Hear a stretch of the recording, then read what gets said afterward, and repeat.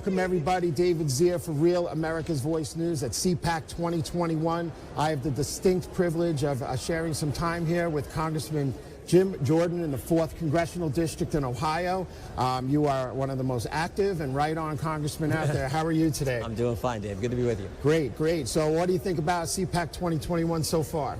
Well, it's always great, but this year in particular, with its focus on the cancel culture left, is so appropriate because I think this is the biggest threat to freedom we face. If you're not allowed to speak, if you don't have a functioning First Amendment, if the left is the only entity that can define what is speech, how do you have a debate on anything? How do you win the argument on taxes? How do you win the argument on border security? How do you win the argument on all the other issues if your most fundamental liberty is being denied? And so I'm so glad they're focusing on this particular threat to freedom. Well, it's almost a Stalinist-style purge. What's going on is a book burning. It's a modern-day book burning. As a conservative, pundit, I never wanted the left shut down in the dialogue. I love to argue with liberals. Of course. But they want to shut us down and erase us from the annals of history, right? And I think one of the reasons they most want to cancel conservatives is they don't like us pointing out the double standard. They don't like us pointing out the fact that Pelosi can go to the salon and we can't. Governor Newsom can have his friends and lobbyists at a 5-star restaurant, but you can't have your family for Thanksgiving. So they don't like us pointing out the double standard. They don't want a real debate, and that is so antithetical to the First Amendment. Well, and that is what's scary. We have facts. The rugged individualism that made this country great is what Trump talks about at all his rallies, and it's uplifting. I never heard Biden say one thing that's going to make the guy who lets the guys out of his gates at 4 in the morning feel good about themselves owning a business, right, and building something up. It's very scary. No, it is, and the American people, they so appreciate President Trump,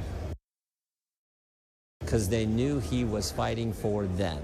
They knew he went to that town to take on the swamp, to do what he said. No one has done more of what he said he would do in office.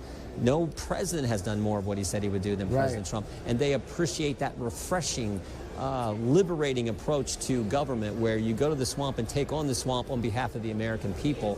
And as you point out, it is consistent with the American spirit. We are people who, we're not wimpy, sissy people. We are people who take initiative, take action, and get things done, and that's President Trump. And they saw him doing that on their behalf, and that's why there's this intensity of support for him.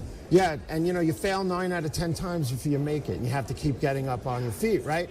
So I think the fight in America is more about the institutional bureaucracy, the gravitas of the local, state, and federal governments growing so large, the pension system, the municipal unions. They have disdain for the private businessmen. I deal with government all the time in the building industry. What do you think about that? Is there a growing divide between public officials making 2.5 times to 1 when you include the benefits package? Is there animosity from the public against that, and is that why Trump's so popular?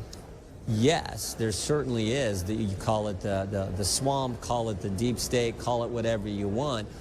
Even in this COVID bill that 91% of it's not for COVID that just passed the House the other day, even in that legislation they have a provision in there, if you're in the government and your school is not open, you get a stipend for child care, whatever. But the folks in the private sector that I represent in the 4th District of Ohio don't get that same benefit. $21,000 for federal employees was in there, wasn't it? It's ridiculous. So we see it in this bill because so much of the federal bureaucracy is on the Democrat side of the aisle, and but that is not what the country's about. That is the wrong approach, and I think the vast majority of Americans see it. Yeah, you've been a champion for Americans on TV and all around this country, and I got to tell you that I greatly appreciate that. And there's only a few of you guys out there doing it. Well, we appreciate what you do. It's really wonderful. So, what are you going to expect from Trump's speech today? It's going to be great. I mean, President Trump's the leader of. He's the leader of the conservative movement. He's the leader of the American First movement. He's the leader of the Republican Party. I hope in 4 years he's once again the leader of our country. But it'll be fun.